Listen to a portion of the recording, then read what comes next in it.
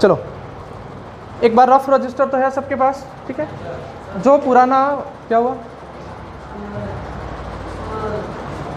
अरे कोई भी रफ रजिस्टर एक्स्ट्रा साथ में तो है, हो सकता है मैं न्यूमेरिकल वापस रिवाइज कराऊँ कुछ पोर्शन, उसके बाद अपन चैप्टर नंबर 5 स्टार्ट करेंगे। तो पहले फर्स्ट टू फोर्थ का थोड़ा बहुत जनरल आइडिया अपन ले लेते हैं ताकि आपके रूटीन में आ जाए। किसी हो सकता है किसी के बहुत ज़्यादा लंबा गैप हो गया हो सकता है कोई कल शाम को ही सारे देख कर आया हो, तो देख लो, ठीक है। पहले एक डायग्राम बना रहा हूँ, उसको देखना है। ये दो स्फेयर हैं ए और B, sphere A and B, ठीक है। 2D डायग्राम है इसलिए स्फेयर आपको दिखेगा नहीं, लेकिन मान लेना है ये अपना स्फेयर है, ठीक है। अब देखो इसमें थोड़ा सा चेंज कर रहा हूँ मैं इसके अंदर। पहले स्फेयर कैसा था, अनचार्ज। इससे पहले जो बनाए थे स्फेयर ए और बी कैसे थे, अनचार्ज। अब स्फेयर ए कैसा है, चार्ज। स्फेयर बी कैसा है, चार्ज है अनचार्ज है, चार्ज। दोनों में कोई डिफरेंस दिख रहा है, ये हो गया आपका स्फेयर ए, ये हो गया स्फेयर बी। बताओ कौन सा स्फेयर कंडक्टर है, ए। क्यों कंडक्टर है, हमने इसको चार्ज अंदर ही दिया था, लेकिन कंडक्टिंग नेचर की वजह से सारा चार्ज फ्लो होके कहाँ गया, सरफेस पे, ठीक है। ये इसका सेंटर ओ, ये भी इसका सेंटर ओ। ये किसके अंदर आएगा, नॉन कंडक्टर के अंदर। ये स्फेयर ए अपना हो गया कंडक्टर, और स्फेयर बी ये किसके अंदर आया, नॉन कंडक्टर के अंदर, ठीक है। ये तो पता है। अगर आपको डेरिवेशन पूछता है तो कंडक्टिंग दे तो नॉन कंडक्टिंग दे तो आपको कैसा बनाना है ये ध्यान रखना है, दोनों में सेम मत बना देना। रेडियस तो हम क्या लेते हैं, दोनों की क्या लेते हैं, कैपिटल आर। चाहे कंडक्टिंग हो या नॉन कंडक्टिंग हो, रेडियस होती है कैपिटल आर। अब इस दोनों के लिए अपन ने 3 चीज़ें निकाली है हर बार। एक तो कैलकुलेट किया है, इलेक्ट्रिक फील्ड कैलकुलेट किया है। इलेक्ट्रिक फील्ड कितने पॉइंट पर कैलकुलेट किया है, 3 पॉइंट पर। इलेक्ट्रिक फील्ड का कैलकुलेशन किसके लिए किया है, कंडक्टर के लिए भी किया है और नॉन कंडक्टर के लिए भी किया है, चैप्टर नंबर 2 में, ठीक है, इलेक्ट्रिक फील्ड। उसके बाद और क्या कैलकुलेट किया है, तो पोटेंशियल कैलकुलेट किया है। पोटेंशियल भी कैलकुलेट किया है दोनों के लिए, ए और बी के लिए, ठीक है। स्फेयर ए के लिए भी कैलकुलेट किया है, स्फेयर बी के लिए भी कैलकुलेट किया, इलेक्ट्रिक फील्ड भी कैलकुलेट किया, पोटेंशियल भी कैलकुलेट किया। और कितने पॉसिबल पॉइंट पे कैलकुलेट किया है, 3। तीनों पॉइंट पता है। पहला आउटसाइड, बाहर। दूसरा सरफेस, ठीक है, सतह पर। और थर्ड वाला इनसाइड, अंदर की तरफ। 3 पॉसिबल केस हैं, ठीक है, किसी भी चीज़ को कैलकुलेट करने के, चाहे वो इलेक्ट्रिक फील्ड हो या पोटेंशियल हो, दोनों के लिए 3 पॉसिबल केसेस हैं। अब बताओ अगर मैं इसकी बात करूं तो यहाँ पर इलेक्ट्रिक फील्ड सेंटर पे कितना होगा, कितना होगा, 0। कंफर्म, ये लिख दिया मैंने 0। बी के लिए सेंटर पे इलेक्ट्रिक फील्ड कितना होगा,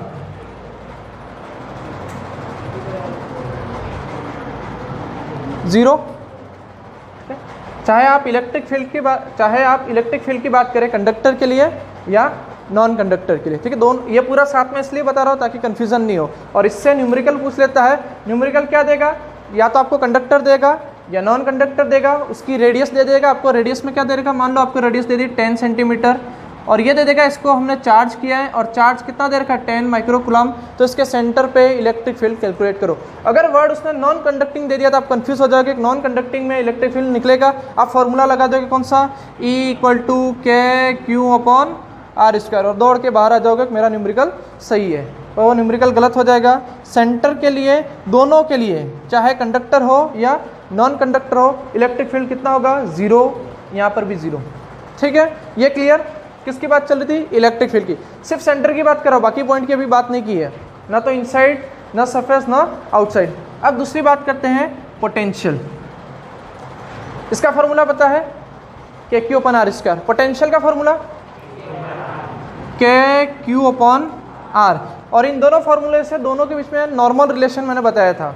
क्या रिलेशन होता है, अगर इलेक्ट्रिक फील्ड का फॉर्मूला अपन यूज करें, E = KQ/R², इस फॉर्मूले को मैं क्या लिख सकता हूँ, KQ/R × 1/R लिख सकता हूँ क्या, KQ/R² हो जाएगा। E = KQ/R², E = KQ/R × 1/R।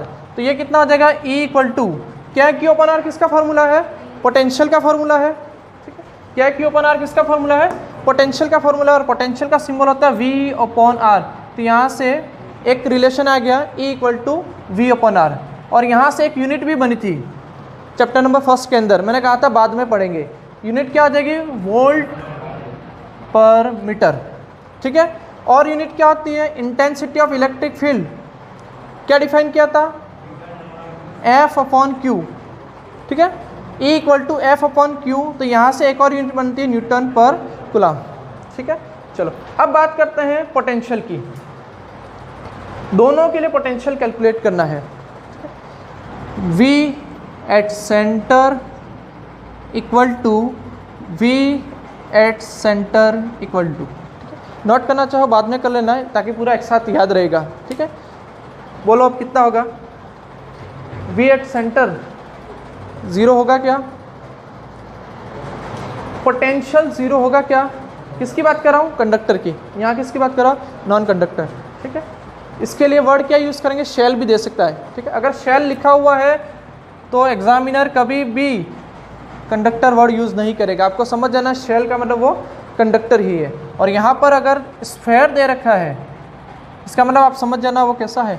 Non conducting, ठीक। कभी कभार वर्ड यूज़ भी करता है नॉन कंडक्टिंग स्फेयर, ठीक है। शेल में यूज़ नहीं करेगा। शेल में आपको सिर्फ वर्ड क्या देगा? शेल दे रखा है, इसका मतलब समझ जाना वो कंडक्टिंग है, ठीक है। कितना होगा सेंटर पे पोटेंशियल? दोनों पे 0 होगा। इसमें 3 पॉइंट पे कैलकुलेट किया था, ये तो याद है? निकालो तीनों पॉइंट के लिए। है नोटबुक लाए हो? नोटबुक लाए हो तो निकालो। पोटेंशियल का तीसरा केस कौन सा? When point P is inside. उसका फॉर्मूला एक बार देखिए आप। क्या उस फॉर्मूले में स्मॉल r आ रहा है? स्मॉल r डिस्टेंस कौन सी है तो पता है?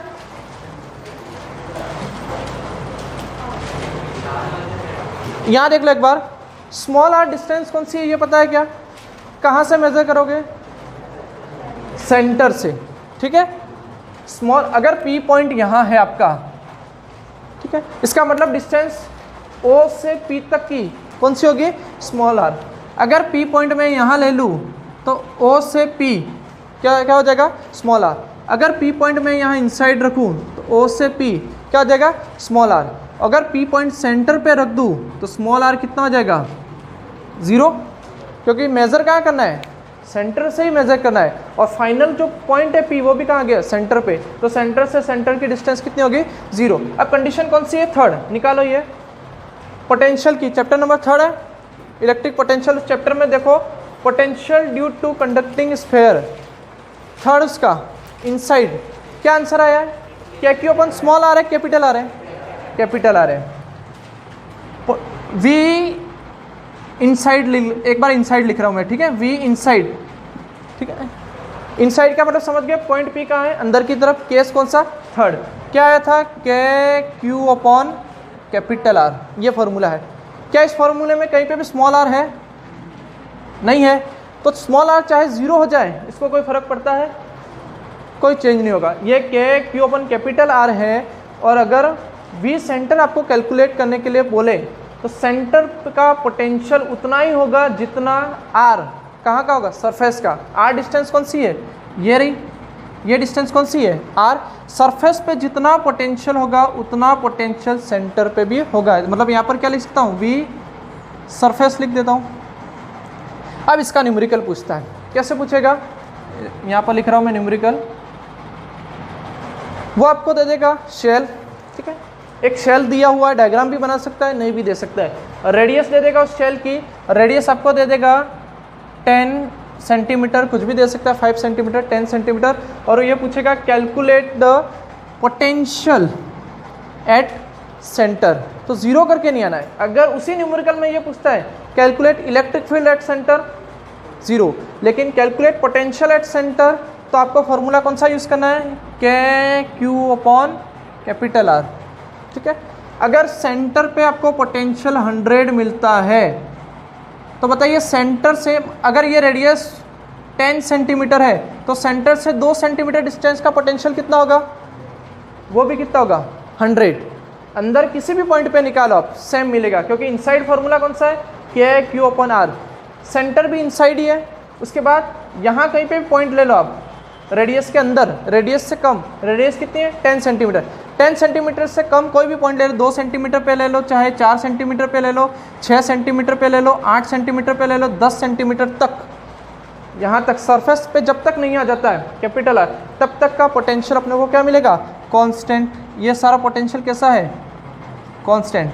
कांस्टेंट का मतलब किसके बराबर होगा, सरफेस के बराबर होगा। अगर आपको न्यूमेरिकल पूछता है कि एक शेल दे रखा है जिसके सरफेस का पोटेंशियल 100 है, तो बताइए उसके सेंटर पे पोटेंशियल कितना होगा, 100।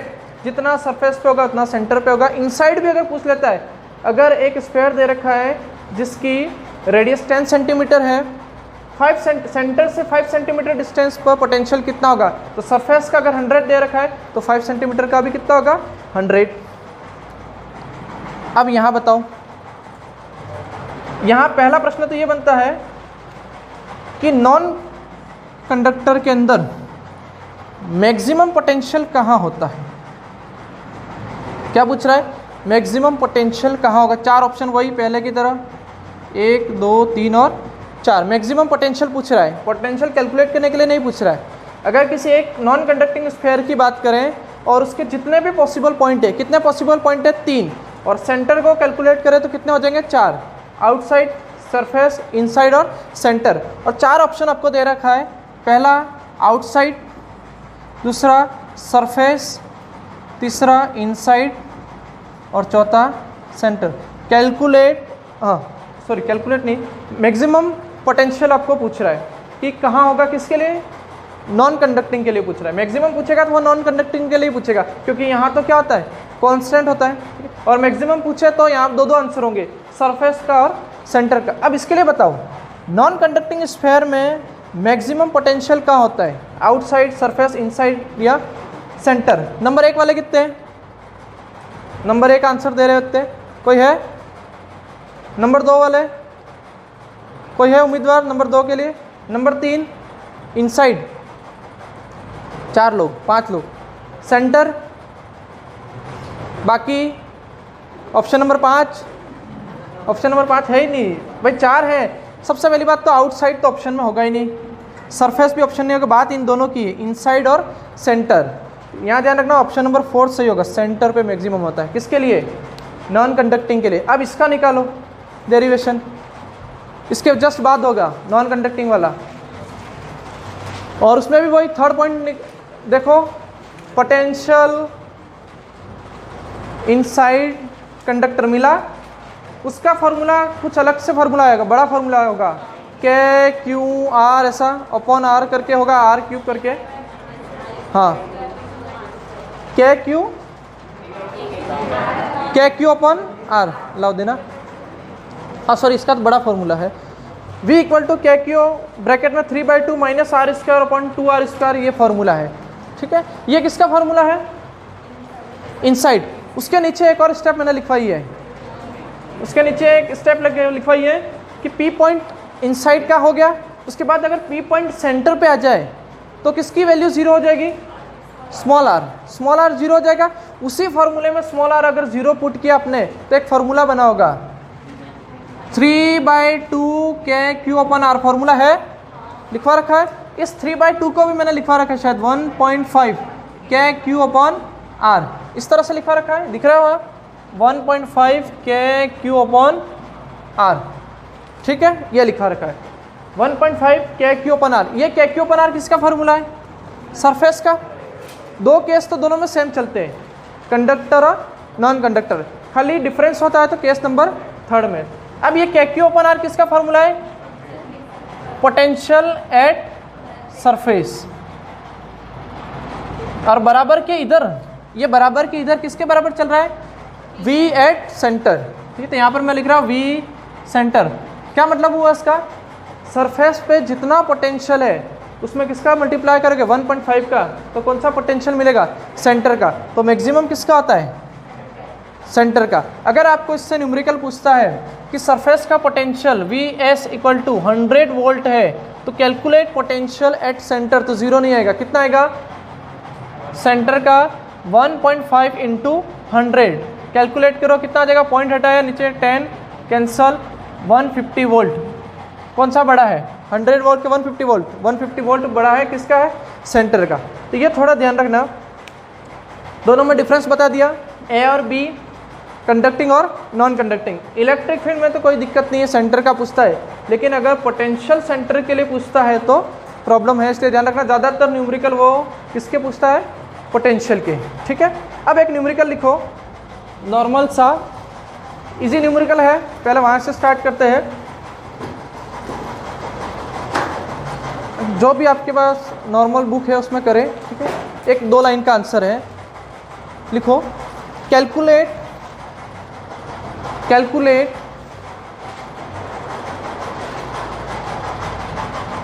Electric field and potential, calculate electric field and potential, calculate electric field and potential at distance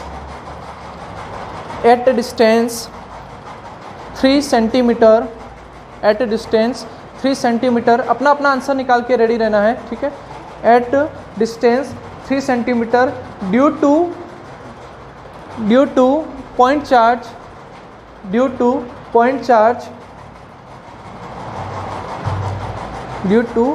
charge 10 microcoulomb.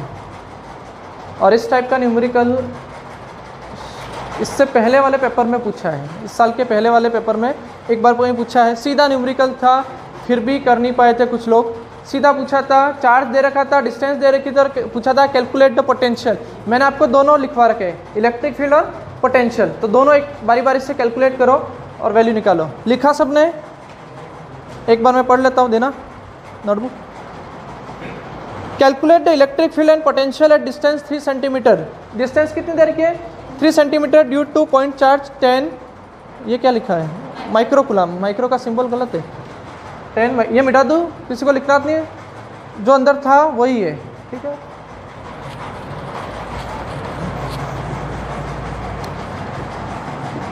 जहाँ कन्फ्यूज़न हो रहा है वही चीज़ें मैं बता रहा हूँ, अपना आंसर निकाल के रेडी रहे। दोनों आंसर आप निकाल दें, तो यूनिट का थोड़ा ध्यान रखना। फिर देखते हैं किन लोगों के दोनों सही है और किन के दोनों गलत है। रेगुलर जिसने प्रैक्टिस की उसके दोनों सही हो जाएंगे। सबसे इजी न्यूमेरिकल है 1st to 4th चैप्टर का। ठीक है, अगर ये नहीं हो रहा हो, नहीं पढ़ा है, ठीक है, उनके लिए कोई दिक्कत नहीं है। जो नए एडमिशन है उन्होंने नहीं पढ़ा होगा। ठीक है, नए एडमिशन वाले कितने हैं, 2 ही है क्या, 2 ही हो। ठीक है, मैं बता दूंगा तो आप नोट करते जाना।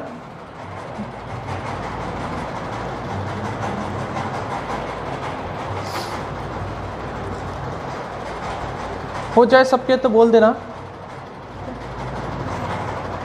फॉर्मूला देखना चाहो देख सकते हो, पर याद होना चाहिए। अभी फॉर्मूला मैंने बता दिए थे, दोनों फॉर्मूले, के क्यू ओपन आर स्क्वायर और K Q upon R. Point charge के लिए वही होता है, सबके होने तो एक बार 2-3 लोगों के हुआ है। वैल्यू बता दे तब तक मुझे, किसकी है वैल्यू, मैंने लिखवाई वो वैल्यू बताओ। चार्ज कितना दे रखा है, चार्ज 10 माइक्रोकूलम लिखा है, 3 माइक्रोकूलम लिखा है।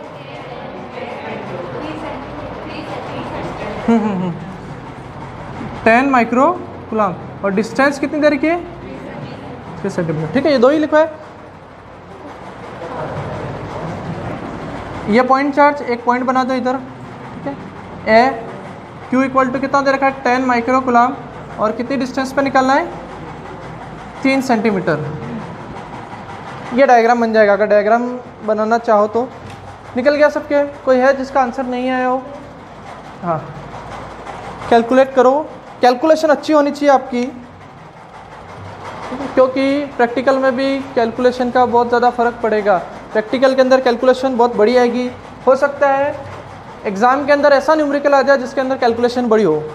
ज़्यादातर पेपर बनाने वाले कंसेप्ट देखते हैं, कैलकुलेशन वो इजी ही देंगे जो इजीली से कैंसिल हो जाए। ठीक है, बाकी कंसेप्ट अगर क्लियर है, मुझे नहीं पता एप्सिलॉन नॉट कितना होता है, क्या कितना होता है, वो तो आपको पता होना चाहिए। देख लो, मैंने कहा था आप नकल मार सकते हो, फ्री हो बुक का सहारा ले सकते हो।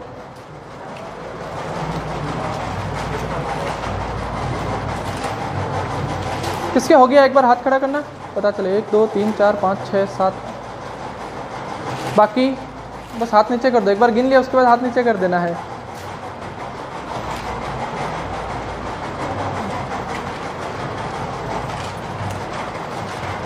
फॉर्मूला नहीं पता हो तो KQ/R² और KQ/R लगेगा, ठीक है। निकला, पहले नॉर्मल न्यूमेरिकल करें, फिर उसके बाद थोड़े हाई न्यूमेरिकल उन पे जाए। कोशिश करें कि पहले तो आप बुक के सारे प्रैक्टिस करें। बुक में भी कुछ न्यूमेरिकल ऐसे हैं जिनका कंसेप्ट आगे आएगा, ठीक है। कंसेप्ट पहले नहीं है, अब वो पहले करा देंगे तो समझ में नहीं आएगा, इसलिए कुछ बीच बीच में छोड़ भी रखे अपन ने, क्योंकि वो कंसेप्ट जो है वो आगे के चैप्टर में पढ़ेंगे उसके बाद आएगा। जैसे एक ये वाला भी न्यूमेरिकल देखा होगा आपने, कॉम्बिनेशन ऑफ कैपेसिटर के अंदर, ठीक है। एक न्यूमेरिकल है जो मल्टी चॉइस के अंदर इस तरह से बनाकर दे रखा है उसने, यहाँ पर बीच में, और इस तरह से ये पूरा बनाकर दे रखा 5 कैपेसिटर का।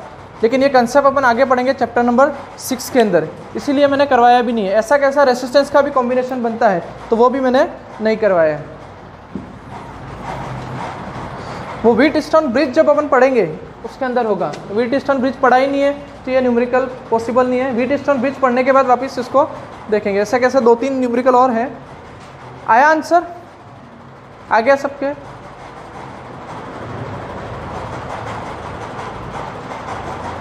ये लाइन बाकी है, एक ये लाइन बाकी है। हुआ, हो रहा है कि नहीं हो रहा वो बता दो। देखो यहाँ देख लो, नहीं हुआ तो नंबर 1 पहली बात क्या पूछी है उसने, कैलकुलेट क्या करना है, इलेक्ट्रिक फील्ड। सीधी सी बात है, electric field due two point charge. Formula derivation इसका देखा था अपन ने, electric field due two point charge. Point charge कितना इलेक्ट्रिक फील्ड बनाता है, ये पॉइंट चार्ज, ठीक है। ये अपने चारों तरफ इलेक्ट्रिक फील्ड बनाता है, और इसके लिए इलेक्ट्रिक फील्ड की डायरेक्शन भी देखी थी। प्लस क्यों है तो डायरेक्शन कौन सी होती है, आउटसाइड, ठीक है, बाहर की तरफ। ये ऐसी डायरेक्शन अपन ने बनाई थी। अगर पॉजिटिव चार्ज है तो इलेक्ट्रिक फील्ड की डायरेक्शन आउटसाइड, और नेगेटिव चार्ज है तो इनसाइड। पोटेंशियल कैसे क्वांटिटी है, स्केलर के वेक्टर, स्केलर, ध्यान रखना, कंफ्यूज मत हो जाना, ठीक है। और इलेक्ट्रिक फील्ड वेक्टर एक बार पूछा है एग्जाम में के अंदर, पहला नंबर का प्रश्न, ठीक है। 1 नंबर का जो प्रश्न पूछता है उसमें पूछ रखा है उसने कि इलेक्ट्रिक फील्ड क्वांटिटी कैसी है, स्केलर और वेक्टर, ठीक है, डिफाइन करने के लिए बोला था। ये डायरेक्शन होगी इलेक्ट्रिक फील्ड की, पॉजिटिव है तो बाहर की तरफ, नेगेटिव है तो अंदर की तरफ। कैलकुलेट क्या करना, इलेक्ट्रिक फील्ड। यहाँ डायरेक्शन तो पूछी नहीं है उसने, इसलिए कोई मतलब नहीं है। डायरेक्ट फार्मूला लगाना E = KQ/R²। और यहाँ पर मैंने ये डिस्टेंस 3 क्यों रखी वो पता होगा, क्या की वैल्यू कितनी होती है, 9 × 10⁹। क्यू कितना दे रखा है, 10 माइक्रो। चेंज करेंगे कितना आ जाएगा, 10⁻⁶ डिवाइड बाय R², 3 सेंटीमीटर में है। चेंज करोगे कितना आ जाएगा, -2 का मल्टीप्लाई करोगे 3 × 10⁻⁻² का स्क्वायर। ये 3 इसलिए दे रखा है क्योंकि 9 × 9 कैंसिल हो जाए, ठीक है। ये कैंसिल हो जाएगा, कितना आ जाएगा, 3 × 10⁹ × 10 × 10⁻⁶ डिवाइड बाय 9 × 10⁻⁴ के 6 -4। ये 9 से 9 कैंसिल, ठीक है। ये -4 ये कैंसिल हुआ, कितना बचा, -2। ये 10 की पावर कितनी है, 1। 9 + 1 कितना हुआ, 10। 10 - 2 8। क्या कैलकुलेट करना है, इलेक्ट्रिक फील्ड वोल्ट पर मीटर, ठीक है। 10 की पावर 8 यही आ रहा है, देख लेना। हो सकता है कैलकुलेशन मिस्टेक हो, तो मेरी भी हो सकती है और आपकी भी हो सकती है। दूसरा क्या कैलकुलेट करने के लिए बोला है, पोटेंशियल। पोटेंशियल V = कितना होता है, KQ/R, ठीक है, KQ/R। यही किया है, यही फार्मूला लगा है। वापस वैल्यू रखी होगी 9 × 10⁹। क्यू की वैल्यू कितनी है, 10 × -6। कन्वर्ट करने तो आता है 3 × 10⁻⁻² माइक्रो को कन्वर्ट करेंगे -6 लगेगा, ठीक है। सेंटीमीटर है -2। कैंसिल हो गया, कितना बचा, 3। यहाँ से कैंसिल, कितना बचा, माइनस का 4, 9 और ये 10 पावर एक 3 इंटू 10 की पावर कितना बचा 6 वोल्ट। पोटेंशियल है तो किसमें आएगा वोल्ट। ठीक है, उतार लो जिसको उतारना है वो, ठीक है, उतारना चाहे वो उतार लो। एक और भी तरीका है, अगर ये पूरा प्रोसेस नहीं करो तो डायरेक्ट अभी मैंने रिलेशन बताया था इलेक्ट्रिक फील्ड और पोटेंशियल का, तो यहाँ 10 की पावर 8 से डायरेक्ट ये आंसर भी निकल सकता है। ठीक है, निकालना चाहो तो उससे भी निकल जाएगा, और उससे नहीं पता चले तो डायरेक्ट इससे भी निकाल सकते हो। ठीक, इलेक्ट्रिक फील्ड दे रखा हो, डायरेक्ट अगर आपको पोटेंशियल पूछे तो आप फॉर्मूले से कैलकुलेट कर सकते हो, जो मैंने आपको रिलेशन अभी लिखवाया था यहाँ पर।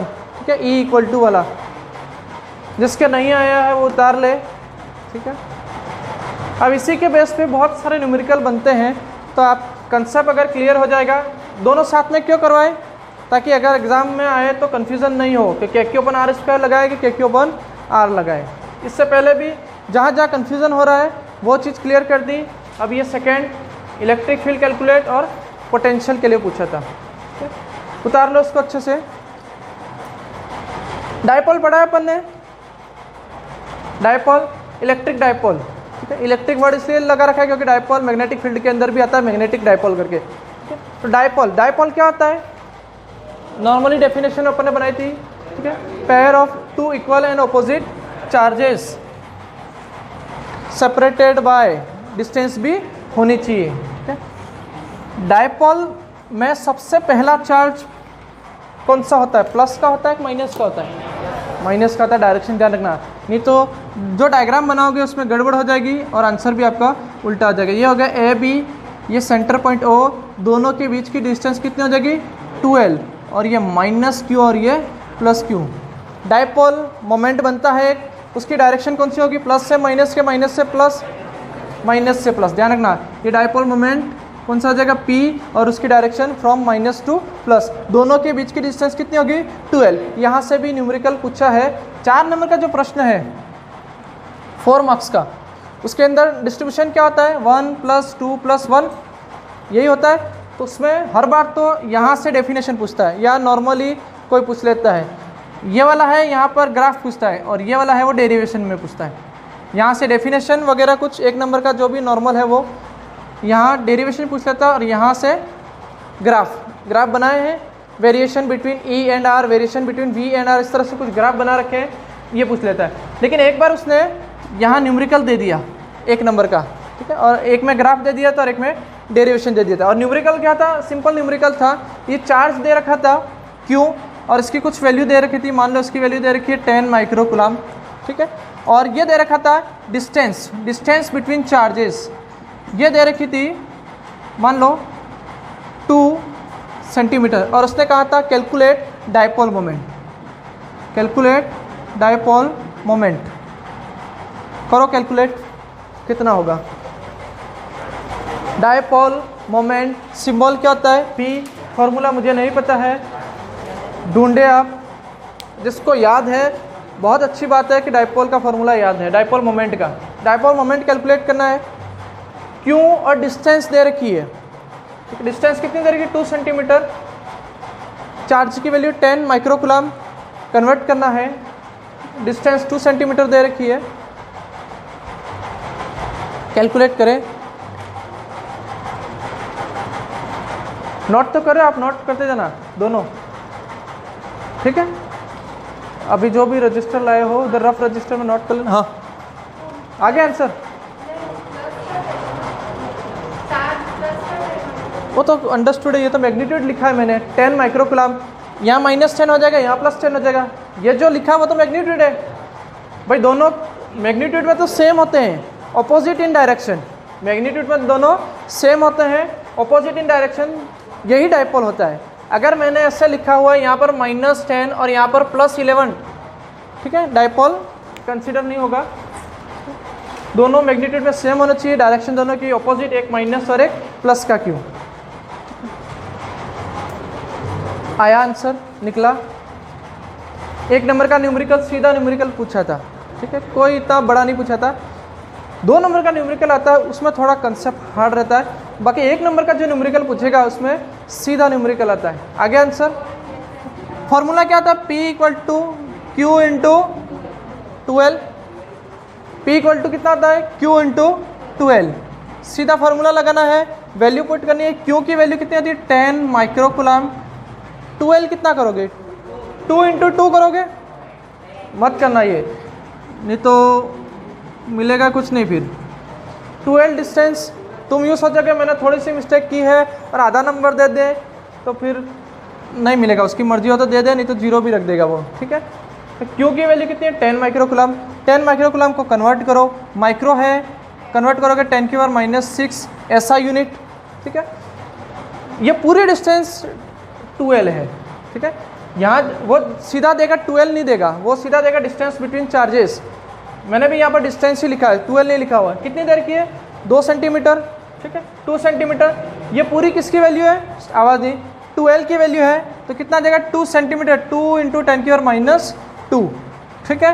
सॉल्व करो उसको, कितना आ जाएगा, ये 2 अलग ले लो, ये 10 की पावर 1, -6 -2 माइनस का 8 और प्लस का 1 तो माइनस का 7 यूनिट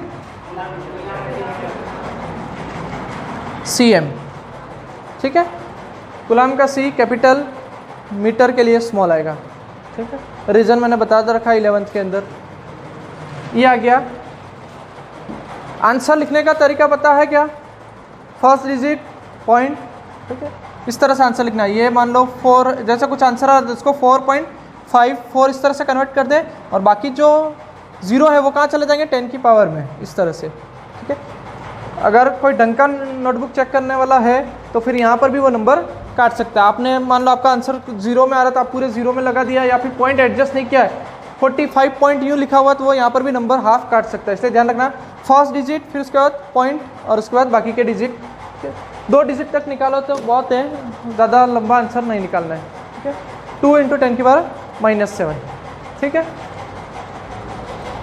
मिटा दूँ ये, किसी के बाकी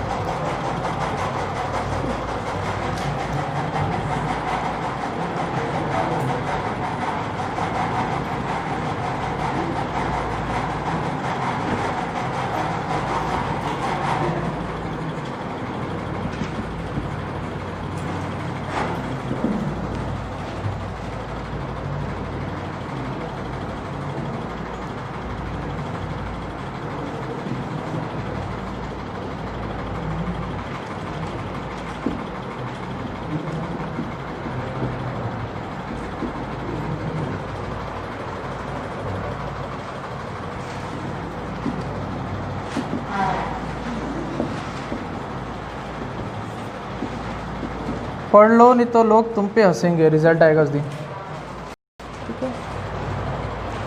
ये न्यूमेरिकल है, करो इसको।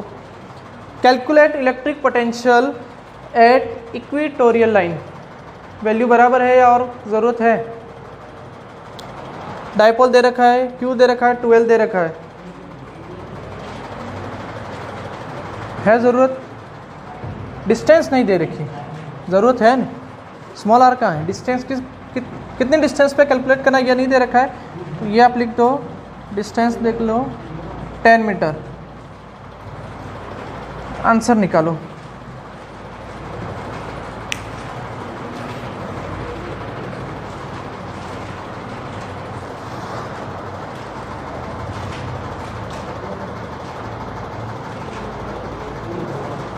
जल्दी से कैलकुलेशन फटाफट करो। फॉर्मूला देखना चाहो आप देख सकते हो, ठीक है। नकल मारना चाहो मार सकते हो, कोई मना ही नहीं है। आंसर आना चाहिए। क्या हुआ, आ गया, आ गया। जो आंसर आए कंफर्म रहो कि भाई मेरा जो आंसर है वो सही है। एग्ज़ाम में किससे पूछने जाओगे, जो है वो फाइनल है और टाइम इतना रहेगा भी नहीं कि आप डिस्कस कर सको। हो गया, नहीं हुआ, इतनी बड़ी कैलकुलेशन है।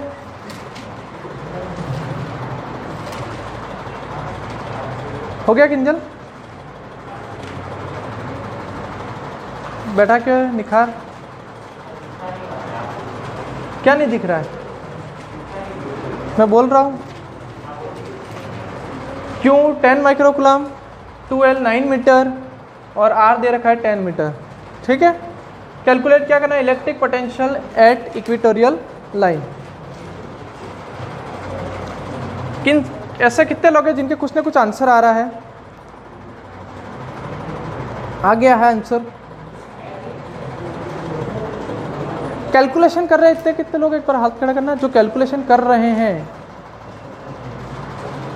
निकालो ये वाला डेरिवेशन, पहले तो कैलकुलेशन छोड़ो और ये वाला डेरिवेशन निकालो। कौन सा? Electric potential due to dipole at, कौन सा करा था? इसमें दो किए थे क्या?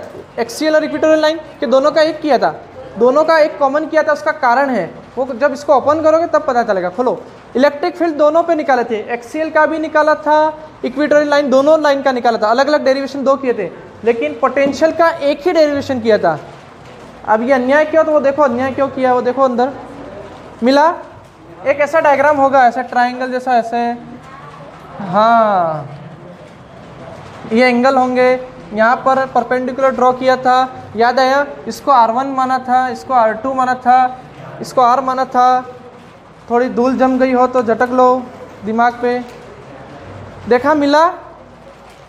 ये यहाँ पर पॉइंट कौन सा, ये बता सकते हो पॉइंट कौन सा था? ये वाला जनरल पॉइंट था, मतलब ना तो वो पॉइंट एक्सियल पे था ना इक्वेटोरियल लाइन पे था। एक्सियल लाइन कौन सी? ये डायपोल थे यहाँ पर, ये -Q प्लस Q, ये एक्सियल लाइन थी, और ये परपेंडिकुलर लाइन थी, वो इक्वेटोरियल लाइन थी। और पॉइंट P ना तो एक्सियल पे है ना इक्वेटोरियल पे था, दोनों के बीच में था, किसी एंगल पे था। एंगल किसके साथ बना रहा था? ये सेंटर O के साथ।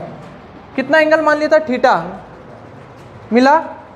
उसमें लास्ट आंसर निकालो, लास्ट फॉर्मूला बताओ कितना आ रहा था? एक बोलो, क्या Q अपन R स्क्वायर, क्या P अपन R स्क्वायर, इतना ही था। R क्यूब, क्या P cos थीटा अपन R स्क्वायर। क्या लिखा है फिर तुमने? मेन फॉर्मूला बता रहा हूँ इसका, वो स्पेशल केस वाला मत देखो, स्पेशल केस वाला मत देखो। इसका जो मेन फॉर्मूला है, स्पेशल केस मत देखो अभी। क्या P cos थीटा अपन R स्क्वायर, ये मेन फॉर्मूला था। ठीक है, ना तो ये एक्सियल लाइन का फॉर्मूला था, ना ही इक्वेटोरियल लाइन का फॉर्मूला था। लेकिन यहाँ पर न्यूमेरिकल में कौन सा पूछा है? Equatorial line. अगर जनरल पॉइंट देता, यहाँ ध्यान से देखना, अगर इस न्यूमेरिकल में जनरल पॉइंट देता तो उसको क्या देना पड़ता? Angle theta. लेकिन लाइन का नाम दे रखा है इक्वेटोरियल लाइन या एक्सियल लाइन, तो वो एंगल थीटा नहीं देगा। अगर जनरल पॉइंट देता, calculate the electric potential at any general point at angle, यूँ करके कुछ भी एंगल दे देता, थीटा इक्वल टू 60 डिग्री। ठीक है, तो समझ जाना है, ना तो ये इक्वेटोरियल का है ना एक्सियल का है, पॉइंट का है दोनों के बीच में। और ये कितना एंगल बना रहा है? तो ये यहाँ से 60 डिग्री एंगल बना रहा है। ये हो गया आपका पॉइंट। ठीक है, P, ये पॉइंट P का नहीं है। ठीक है, ये तो मोमेंट का P है। कॉस थीटा, ये फॉर्मूला लगा देते। लेकिन उसने पूछा क्या है? Equatorial line. इक्वेटोरियल लाइन का मतलब ये पॉइंट P चलकर कहाँ गया? यहाँ, ये इक्वेटोरियल लाइन है आपकी, यहाँ पर आ गया पॉइंट P। कितना एंगल हुआ? 90, कॉस 90। जिसने ये किया 2 नंबर, और जिसने कैलकुलेशन की 0 नंबर। ठीक है, तो कॉन्सेप्ट देखा जाता है एग्जाम के अंदर। एग्जामिनर अगर इसी की जगह एक्सियल लाइन पूछता, कुछ पूछता है क्या? बुला रहा था कोई? अगर इसी की जगह एक्सियल लाइन देता तो एंगल कितना हो जाता? एक्सियल लाइन मतलब पॉइंट P यहाँ आ जाता। ठीक है, 0, और फिर वापिस फॉर्मूला लगाते। लेकिन ना तो एक्सियल पे है ना इक्वेटोरियल पे है, बीच में है, तो वो एंगल देगा थीटा। अगर लाइन का नाम देता है इक्वेटोरियल और एक्सियल तो एंगल नहीं देगा, और एंगल देता है तो मतलब ना तो पॉइंट इक्वेटोरियल पे होगा ना एक्सियल पे होगा। इसके स्पेशल केस निकालो, ये जो डेरिवेशन किया उसके स्पेशल केस निकालो, उसमें क्लियरली लिखा हुआ है, देखो अंदर मिला स्पेशल केसेस, नहीं मिला?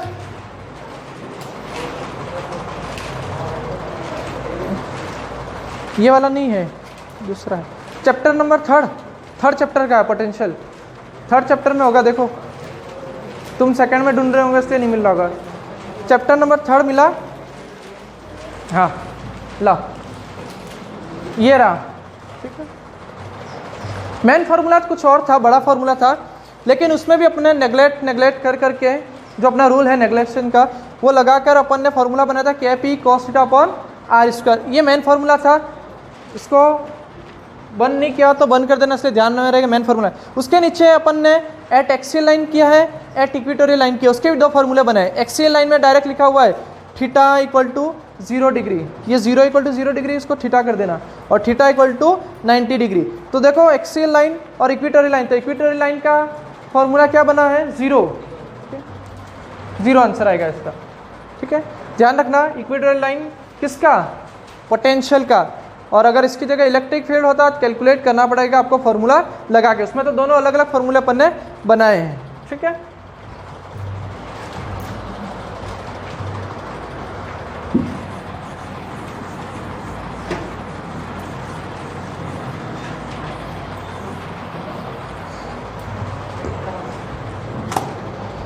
चलिए